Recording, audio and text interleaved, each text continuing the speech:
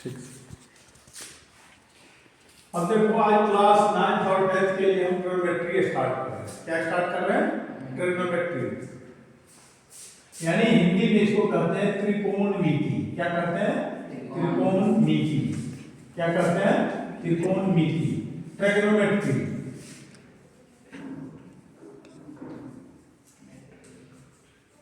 अब ट्रिग्नोमेट्री क्या होता है, कुछ बता सकते हो? ट्रिग्नोमेट्री क्या होता है? यानी ट्रिग्नोमेट्री पहले है त्रिकोण जोड़मिति। इसमें 3 पार्ट में कर दो, त्रिकोणमिति। क्या है? त्रिकोण। 3 कोण किसमें होता है? 3 कोण जो होता है वो त्रिभुज में होता है।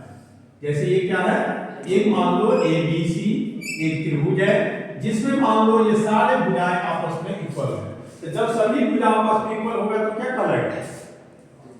समबाहु त्रिभुज कहलाएगा। क्या कहलाएगा? समबाहु त्रिभुज। जिस त्रिभुज का एक कोण समकोण होगा, 90 डिग्री होगा, वो क्या कहलाएगा? समकोण त्रिभुज कहलाएगा। क्या कहलाएगा? समकोण त्रिभुज कहलाएगा। क्या कहलाएगा? समकोण त्रिभुज कहलाएगा। तो यहीं पर मेन फोकस हम इस त्रिभुज पर करेंगे। त्रिकोणमिति में मेन जो है राइट एंगल ट्रायंगल, इसको कहते हैं इंग्लिश में राइट एंगल ट्रायंगल। क्या कहते हैं? Right angle triangle. क्या कहते हैं? Right angle triangle. हिंदी में कहते हैं इसको समकोण त्रिभुज। जिस त्रिभुज का एक कोण 90 डिग्री हो वो कहलाता है समकोण त्रिभुज। क्या कहलाता है? समकोण त्रिभुज। When the one angle of a triangle is 90 degree, then it is called right angle triangle. वो क्या कहलाएगा? right angle triangle। तो right angle triangle ट्रिग्नोमेट्री जो है मेन इसमें हम देखेंगे ट्रिग्नोमेट्री में एंगल और साइड का जो एंगल और ये भुजा, कोण और भुजा है, इसमें रिलेशन होता है त्रिकोणमिति में। त्रिकोणमिति में किसमें? कोण में और भुजा में रिलेशन होता है। इसी के आधार पर हम इसका मेजरमेंट निकालते हैं। कहीं पर हम एंगल निकाल लेंगे तो कहीं पर हम इसका साइड का लेंथ निकाल लेंगे ट्रिग्नोमेट्री में। जैसे सपोज करो कि ये दीवार है, ये क्या है? ये दीवार है। दीवार तो हमेशा सीधा होता है, इस पर तुम सीढ़ी लगाओगे। क्या लगाओगे? सीढ़ी लगाओगे। तो कुछ दूरी पर तो सीढ़ी लगता है ना, पूरे दीवार के सीधे होकर के सीढ़ी लगता है? नहीं लगता है।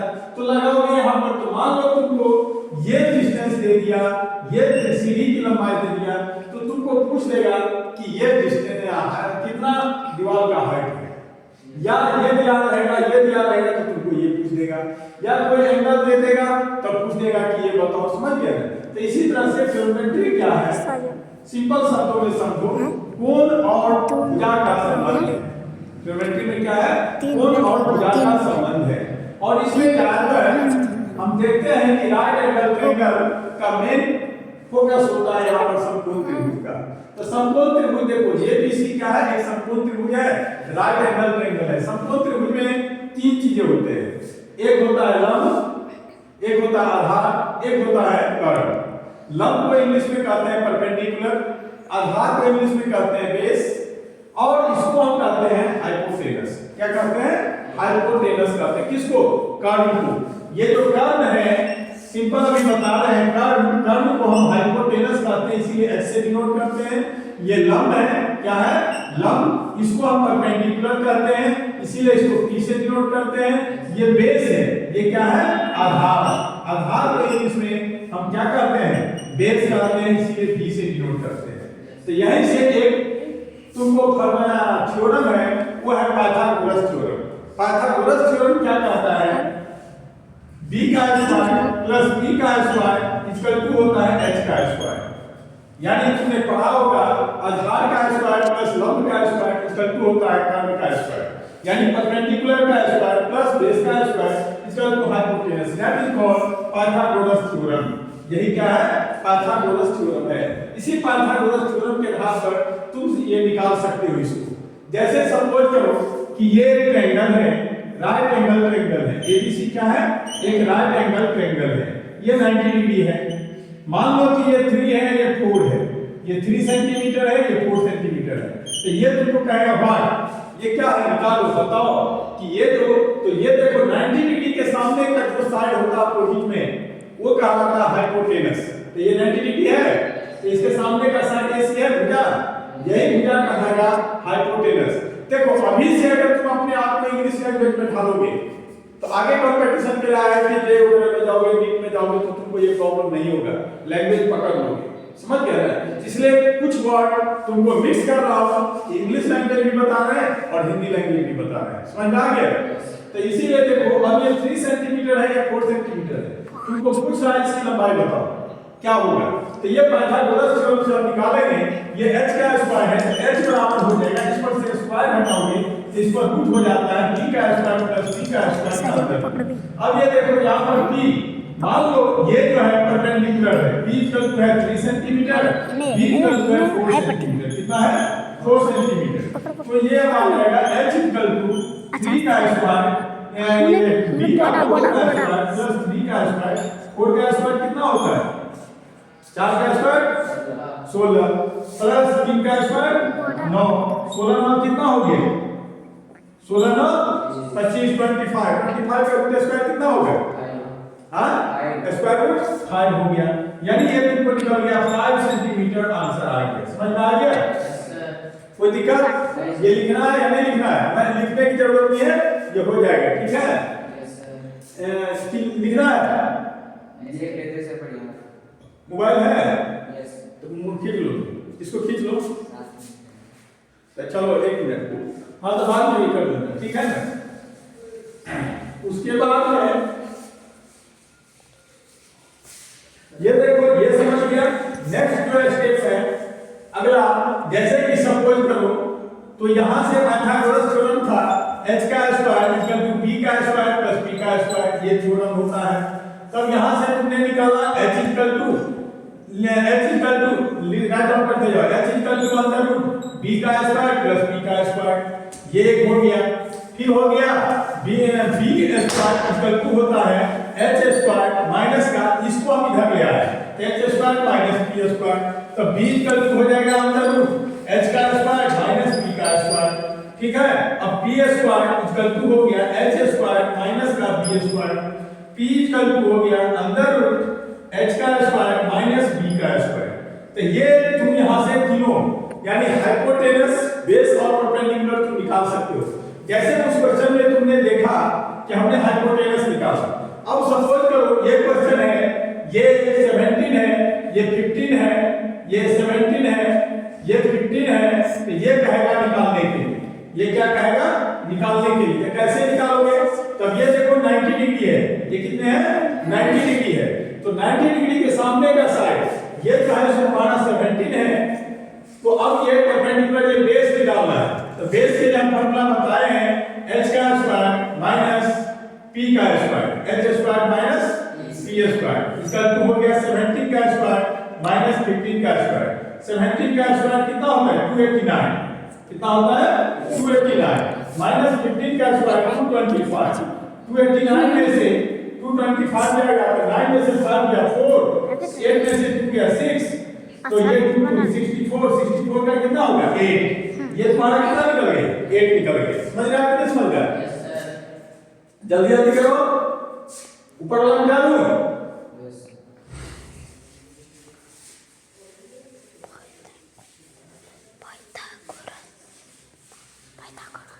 अब आगे देखो नेक्स्ट क्वेश्चन, सपोज करो कि ये है, ये मान लो 5 है, ये 3 है, ये कढ़ाई निकालने के लिए क्या होगा?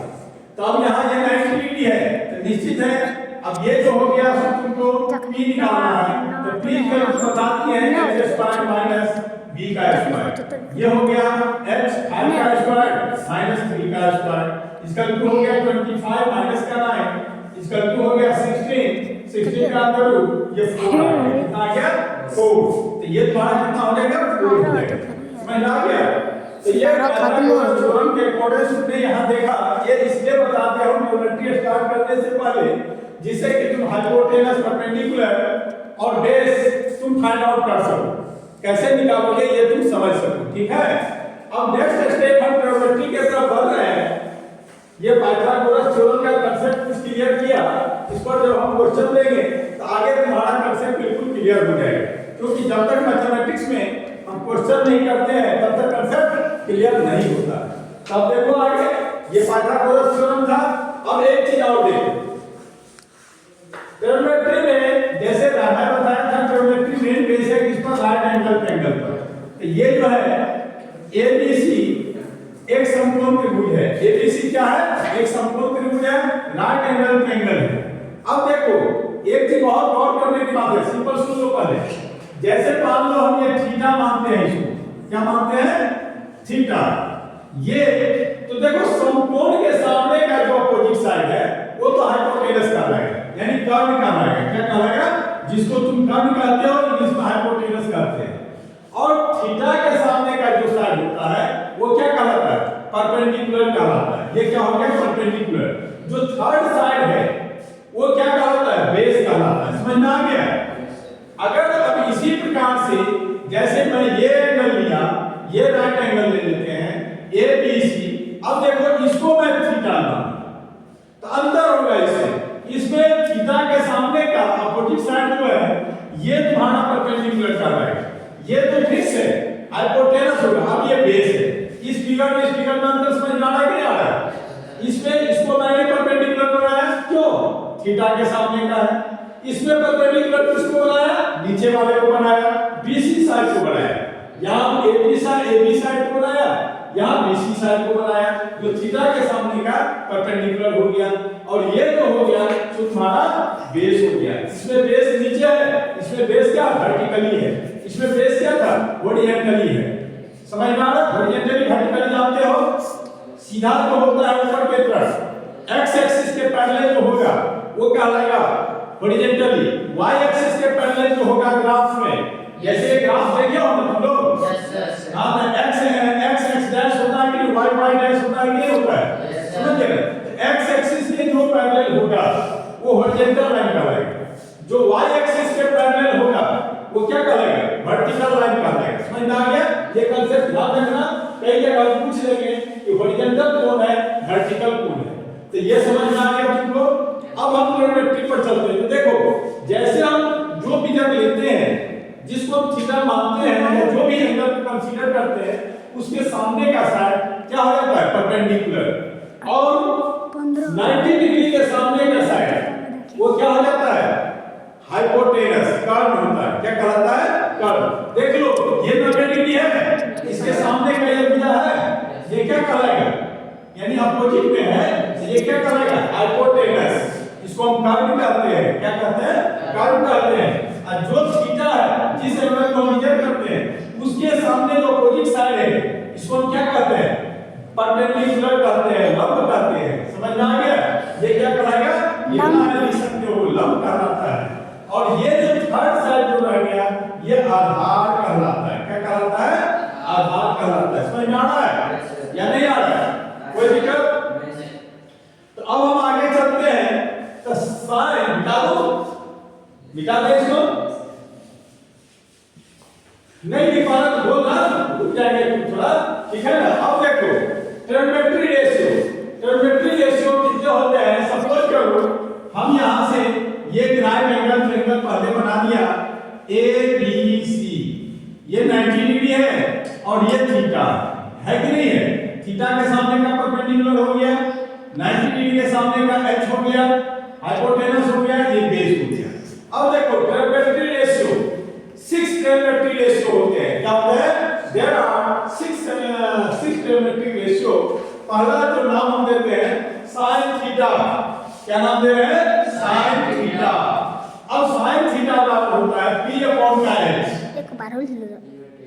sin थीटा इक्वल क्या होता है? परपेंडिकुलर अपॉन का हाइपोटेनस p/h। तो इसमें p कौन है? a भी है ना, तो इसका हो जाएगा, पहले ये लिख लो sin theta equal p/h, cos theta equal होता है v/h, यानी बेस, आधार।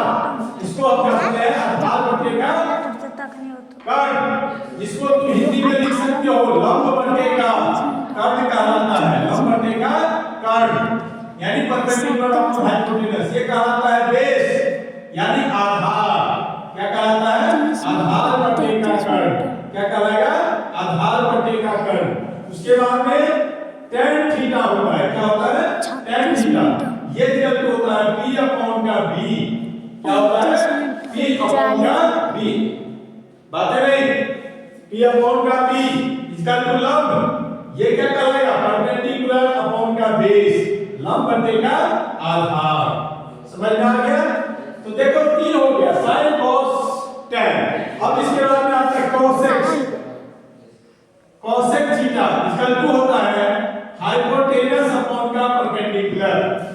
यानी कर्ण बटे का लंब, कर्ण बटे का लंब उल्टा हो गया, साइन का जस्ट उल्टा हो गया। समझ गया ना? तो ये हो गया कर्ण हाइपोटेनस बटे का लंब। समझ में आ गया? कोई दिक्कत? नेक्स्ट जो है सेक थीटा। क्या है? Sec theta. ये सेक थीटा क्या होता है? ये cos का उल्टा अपोजिट, यानी अब h ऊपर चला जाएगा, b नीचे आ जाएगा, यानी ये हो गया हाइपोटेनस अपॉन का बेस, यानी कर्ण, ये जो है सो कर्ण बटे का क्या हो गया? आधार। कर्ण बटे का क्या हो गया? आधार। नेक्स्ट जो है cot थीटा। क्या है? cot theta. cot theta equal होता है b अपॉन का p। क्या होता है? b अपॉन का p, यानी आधार बटे का लंब। क्या होता है? आधार बटे का लंब, बेस अपॉन परपेंडिकुलर। तो ये ट्रिग्नोमेट्री रेशियो है। 6 जो तुम देख रहे हो, sin theta, cos theta, tan theta, cosec theta, sec theta, cot theta. sin theta equal होता है p अपॉन का h, लंब बटे का कर्ण। cos थीटा इक्वल होता है b अपॉन का h, आधार बटे का कर्ण। tan थीटा इक्वल होता है p अपॉन का b, लंब बटे का आधार, यानी परपेंडिकुलर अपॉन का base. cosec theta equal to h upon का p मींस कर्ण बटे का लंब, इसको इंग्लिश में कहेंगे हाइपोटेनस अपॉन परपेंडिकुलर। उसके बाद sec theta equal to h upon का b। तो ये कर्ण बटे का आधार, परपेंडिकुलर, ये हाइपोटेनस अपॉन का base. cot theta equal to b upon का p, यानी बेस अपॉन का परपेंडिकुलर, आधार बटे का परपेंडिकुलर। समझ गया ना? आधार बटे का लंब हो गया। अब देखो, इसको मैं मेंशन भी कर देता हूं, sin थीटा p लंब इसको माने हैं ab को, तब यहां तुम लिख सकते हो ab बटे का कर्ण कितना है? ac है ना, ये लिख दो तुम। इसमें cos थीटा आधार बटे कर्ण, आधार क्या है? bc है, bc बटे का ac लिख सकते हो, नहीं लिख सकते हो? ये क्या है? tan थीटा लंब बटे आधार, लंब कितना है? ab है कि नहीं? आधार कितना है? bc। समझ में आ रहा है? उसके बाद में cos है, कर्ण बटे, कर्ण कितना है? कर्ण है तुम्हारा AC, यानी हाइपोटेनस अपॉन का लंब कितना है? AB। ठीक है? उसके बाद में sec थीटा h अपॉन का b, यानी h हो गया AC, h अपॉन का b, ये हो गया AC अपॉन का BC। उसके बाद में तुम्हारा cot थीटा b अपॉन का p, क्या हो गया?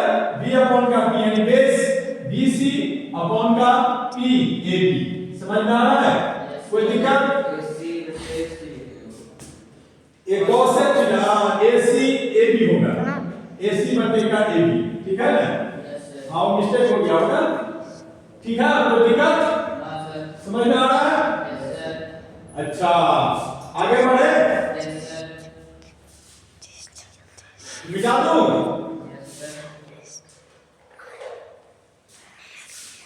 अब देखो, यहीं से एक चीज तुमको ट्रिग्नोमेट्री में क्या है, सबसे ज्यादा तुमको आइडेंटिटी कहना प्रूफ करने के लिए क्या कर रहा है?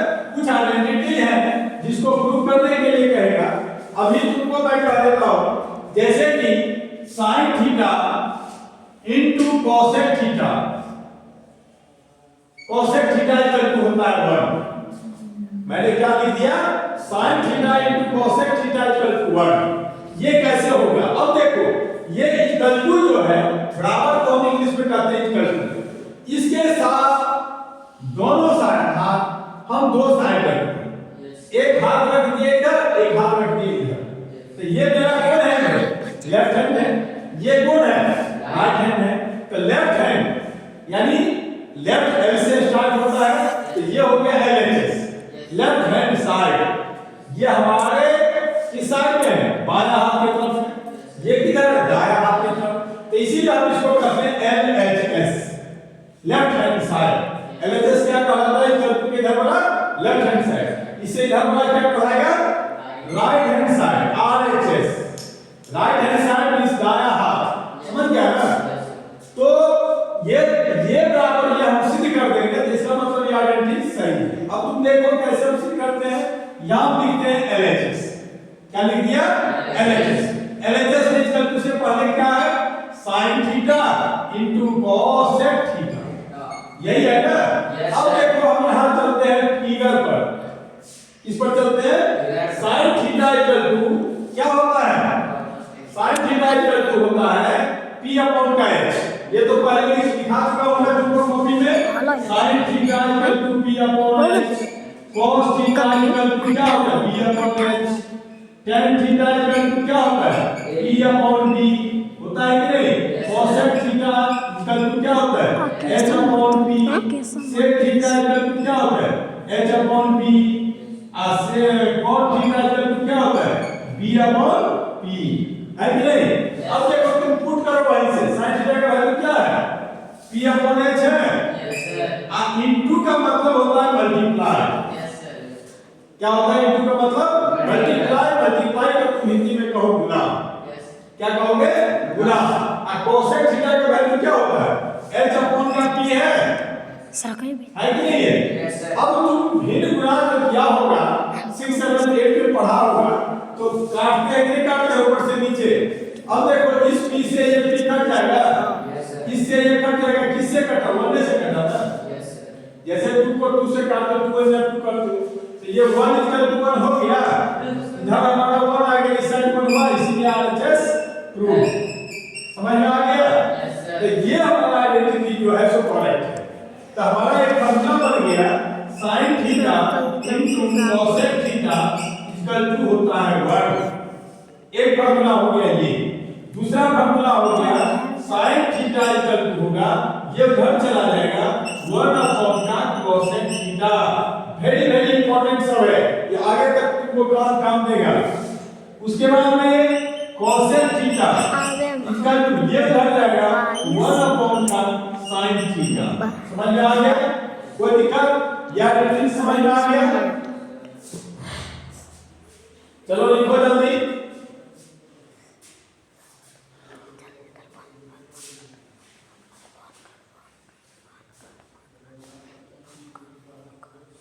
हो गया?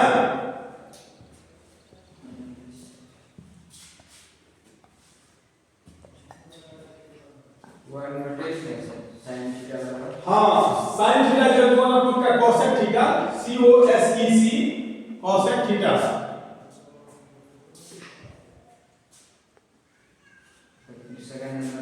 cosec COSEC cosec theta equal to 1 upon sin theta.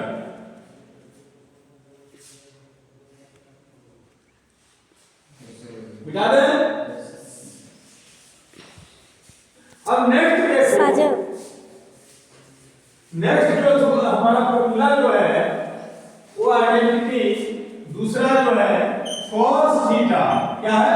cos theta into sec theta equal to होता है 1। इसको भी हमें प्रूफ करना है। क्या करना है? प्रूफ करना है। cos theta into sec theta equal to 1। इसको कैसे प्रूफ करेंगे? फिर वही चीज हम लेंगे LHS। ये क्या है? cos theta into sec theta, है कि नहीं है? अब देखो cos थीटा इसका तो क्या होता है? b अपॉन का h होता है। तो इसके लिए अगर तुम b अपॉन h लिखोगे और sec थीटा क्या है? h अपॉन b होता है। तो ये h अपॉन b लिख दिए, कोई दिक्कत? Any problem? अब इस h से ये h कट सकता है, इस b से ये b कट सकता है। किससे कटा? 1 से ही कटा ना। तो 1 आ गया, 1 इक्वल टू 1। RHS प्रूफ हो गया। समझ में आ गया? अब हमारा फॉर्मूला पहला हो गया cos theta into sec theta equal to 1। ये फर्स्ट फॉर्मूला हो गया।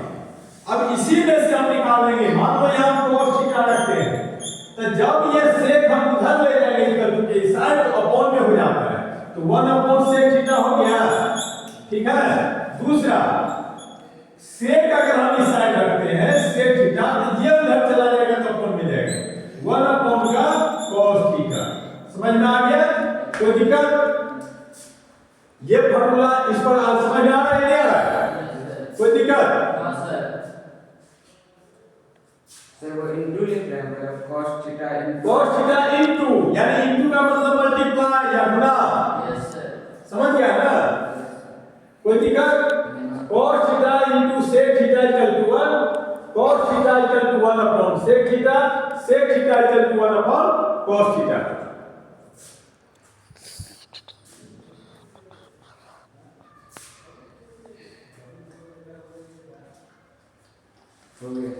मिटा दे।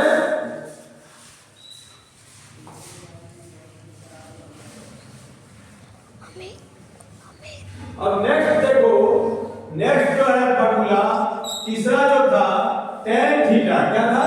tan theta into cot theta equal to 1। ये चीज देखो, tan theta into cot theta, इसको भी हमें प्रूफ करना है, बोला है ना?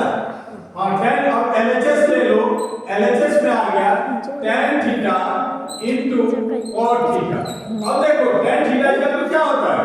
P अपॉन B होता है ना, क्या लिखा है? tan theta equal to P upon B, यानी परपेंडिकुलर लंब बटेगा आधार। tan थीटा इक्वल टू हो गया P अपॉन का B multiply cot theta equal to क्या होता है? इसका ही उल्टा होता है, यानी cot थीटा लिख दिया हो B अपॉन P, तो ये B अपॉन P हो गया, समझ गया? इससे ये कट जाएगा, इससे ये 1 इक्वल टू 1 हो गया, RHS प्रूफ, समझ गया? अब फार्मूला हमारा बन गया tan theta into cot theta equal to 1, ये होता है। अब इसी से हम एक निकालेंगे tan थीटा इक्वल टू ये cot भर जाएगा तो 1 अपॉन का cot थीटा, दूसरा cot थीटा इक्वल टू हो जाएगा 1 अपॉन का tan थीटा। समझ में आ गया? कोई दिक्कत? अब ये लिखो कुछ आइडेंटिटीज और हैं जो तुमको हम बताते हैं।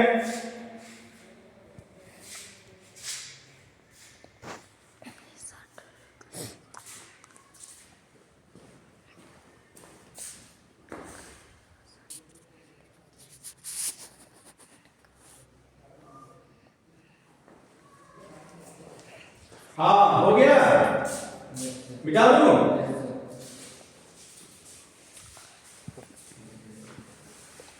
अब देखो एक आइडेंटिटी है sin स्क्वायर थीटा प्लस का cos square theta equal to होता है 1। क्या होता है? sin स्क्वायर थीटा प्लस का cos square theta equal to होता है 1। अब ये तुमको पता करना है कि ये कैसे कि sin square theta plus cos square theta equal to 1 कैसे हुआ। तो फिर हम वही काम करते हैं, LHS में लेते हैं। क्या करते हैं? LHS ध्यान से कर, जो छूट गया बाद में नोट करना। sin square theta plus cos square theta equal to 1। अब देखो यहां लिखो sin square theta plus cos square theta equal, देखो क्या है? sin थीटा तो जानते हो P अपॉन H होता है, स्क्वायर लगा है तो पहले sin का वैल्यू लिख दो P अपॉन H, बताए लंब बटेगा कर्ण, तो लंब को हम P से कर्ण को H से डिनोट करते हैं, तो इसको पूरे को स्क्वायर कर दो और प्लस cos स्क्वायर कर B अपॉन H क्या होता है? B अपॉन H, इसको भी स्क्वायर करो। अब देखो ये B का स्क्वायर प्लस अपॉन H का स्क्वायर प्लस B का स्क्वायर अपॉन H का स्क्वायर। अब तुम ऐड को जोड़ तो प्लस तो जानते हो ना, करना भी जोड़। अब ये देखो यहाँ H स्क्वायर का एलसीएम लो, लघुत्तम क्या हो जाएगा? 2 का 2 का लघुत्तम क्या होता है? 2 ही होता है ना, कितना होता है? 2। इसी तरह से H स्क्वायर का एलसीएम कितना होगा? H स्क्वायर ही होगा, होगा कि नहीं होगा? अब देखो नियम है, इससे इसमें हम डिवाइड करते हैं, भाग देते हैं, तो H स्क्वायर से H स्क्वायर को भाग दोगे कितना आएगा? 1 आएगा। 1 से इसको मल्टीप्लाई करोगे तो कितना होगा? उतना ही होगा, P स्क्वायर होगा, तो P स्क्वायर लिख दो, प्लस फिर इससे इसको डिवाइड करो कितना आएगा? 1 आएगा। फिर ऊपर B स्क्वायर है, B स्क्वायर से मल्टीप्लाई करोगे तो 1 B स्क्वायर ही आएगा। अब देखो पाइथागोरस थ्योरम से तुम जानते हो P square plus B square equal to क्या होता है? अभी बताया H स्क्वायर हो जाता है, तो इसको काट करके हम यहां लिख सकते हैं H स्क्वायर, समझ में आया? अब ये हो गया H स्क्वायर अपॉन का H स्क्वायर, तो H स्क्वायर से H स्क्वायर करके 1 आया, 1 इक्वल टू 1 RHS प्रूफ। समझ में आ गया कि नहीं आया? कोई दिक्कत? हाँ सर। मिटाओ। Yes sir.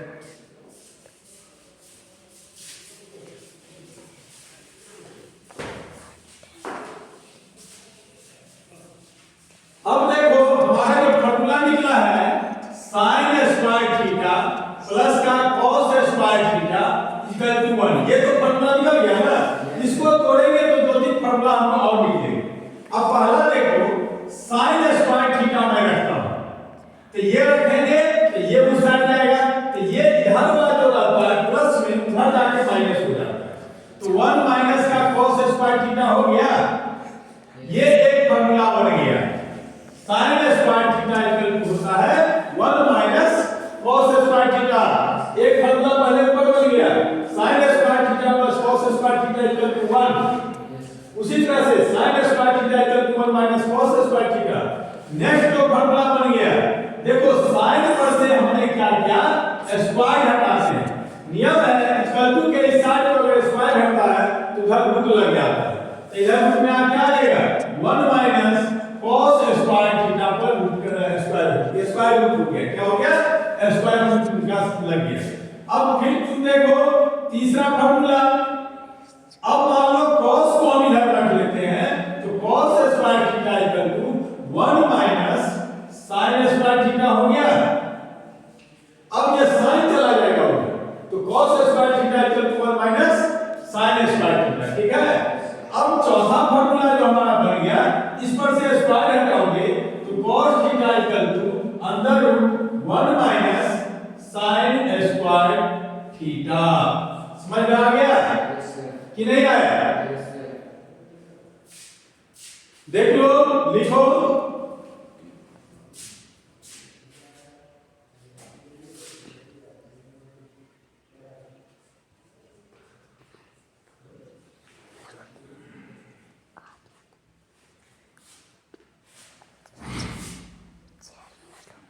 मिटा दें।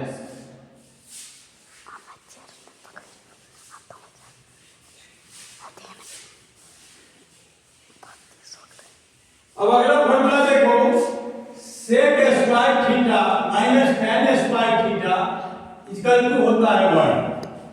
क्या होता है, sec स्क्वायर थीटा, ये आइडेंटिटी है, sec square theta minus tan square theta equal to 1। अब सेम चीज हम पहले प्रूव कर देते हैं, हमें ये नहीं पता है कि सही है या गलत है, क्या मुझे खुद नहीं पता है, लेकिन पता करेंगे। मैं भी नहीं पता है, हम भी मानते हैं कि हमें भी नहीं पता है, तो इसको पता करते हैं कि सही है या गलत है। ये फार्मूला हो सकता है गलत भी हो, तो हम पहले LHS लिखते हैं। LHS को जान गए हो ना, लेफ्ट हैंड साइड। ये हो गया sec स्क्वायर थीटा माइनस का tan स्क्वायर थीटा। अब देखो sec थीटा बराबर क्या होता है, h अपॉन का b होता है। क्या होता है, h अपॉन b। तो इसको लिखो h अपॉन b का होल स्क्वायर, ये स्क्वायर लगा दिया, माइनस tan स्क्वायर थीटा क्या होता है, p upon b, p upon b, इसका होल स्क्वायर कर दिया। अब देखो ये h का स्क्वायर हो जाएगा अपॉन ये क्या होगा, b का स्क्वायर होगा, ये क्या होगा, p का स्क्वायर होगा, ये क्या होगा, b का स्क्वायर होगा। समझ में आ रहा है कि कोई दिक्कत नहीं सर?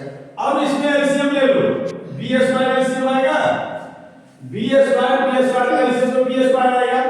अब b स्क्वायर से b स्क्वायर को डिवाइड करोगे तो 1 आएगा, 1 से इसको करोगे तो h square minus b square से फिर b स्क्वायर डिवाइड करोगे 1 आएगा, 1 से p स्क्वायर करोगे तो p स्क्वायर। अब पाइथागोरस थ्योरम से तुम क्या जानते हो, h square minus p square, तो तुम क्या लेते हो, b स्क्वायर। तब हमारा ये आ गया b स्क्वायर अपॉन का b स्क्वायर, इकट्ठ करके 1 आ गया, 1 इक्वल टू 1, RHS प्रूव। इसका मतलब है जो ये आइडेंटिटीज है ये बिल्कुल परफेक्ट है। ये आइडेंटिटी क्या है, परफेक्ट है। समझ आ रहा है या कोई दिक्कत? लिख लिया, मिटा दे। रहने दो ना। अब देखो नेक्स्ट, इसी में से अब हम निकालते हैं फार्मूला। देखो फार्मूला निकालने का सोचो। अब पहले ये sec स्क्वायर थीटा है, तुम रख लो sec स्क्वायर थीटा। अब इसका तो पहले लिख लो, इसका तो लिख दिया हुआ, ये माइनस है ना, माइनस को उधर ले जाओगे तो प्लस हो जाएगा। ये tan स्क्वायर का tan स्क्वायर भी tan स्क्वायर थीटा, यानी sec square theta equal to हो गया 1 प्लस का tan स्क्वायर थीटा। समझ में आया? एक फार्मूला तुम्हारा ये बन गया, एक फार्मूला क्या बन गया, ये बन गया। दूसरा देखो, अब इस पर से हम स्क्वायर हटा देते हैं तो sec थीटा बन गया। क्या करेंगे, इस पर से स्क्वायर हटा देंगे तो sec थीटा, इस पर से स्क्वायर जैसे हटाएंगे तो इस पर स्क्वायर रूट लग जाएगा, तो 1 प्लस का tan स्क्वायर थीटा। समझ में आ गया? कोई दिक्कत? कौन बजा रहा है?